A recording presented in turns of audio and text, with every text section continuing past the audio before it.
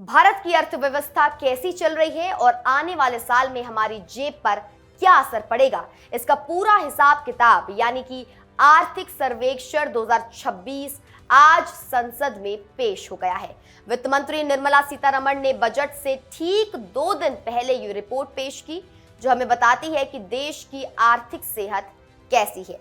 इस रिपोर्ट की सबसे बड़ी और अच्छी खबर यह है कि भारत दुनिया की सबसे तेजी से बढ़ने वाली बड़ी अर्थव्यवस्था बना हुआ है। साल 2026 के लिए भारत की जो विकास दर है यानी कि जीडीपी ग्रोथ है वो 7.4% रहने का अनुमान है, जिसका सीधा मतलब है कि दुनिया भर में चल रही मंदी और लड़ाइयों के बावजूद भारत का बाजार मजबूती से आगे बढ़ रहा है। अगले साल यानी 2027 के लिए भी उम्मीदें काफी अच्छी हैं। सर्वे के मुताबिक अगले साल हमारी तरक्की की रफ्तार 6.8% से 7.2% के बीच रहेगी। मध्यम अवधि में भारत की ग्रोथ लगभग 7% के आसपास टिकी रहने की उम्मीद है।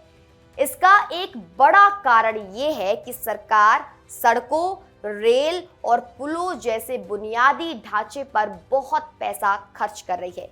साथ ही महंगाई में भी धीरे धीरे गिरावट आ रही है, जो आम आदमी के लिए राहत की बात है। बेहतर क्रेडिट रेटिंग होने की वजह से अब दुनिया का भरोसा भारत पर और भी बढ़ गया है। हालांकि रिपोर्ट में कुछ ऐसी बातें भी हैं जहां हमें और मेहनत करने की जरूरत है। सर्वे कहता है कि विदेशों से जो पैसा निवेश के लिए आता है यानी कि एफडीआई, वो अभी हमारी क्षमता से कम है।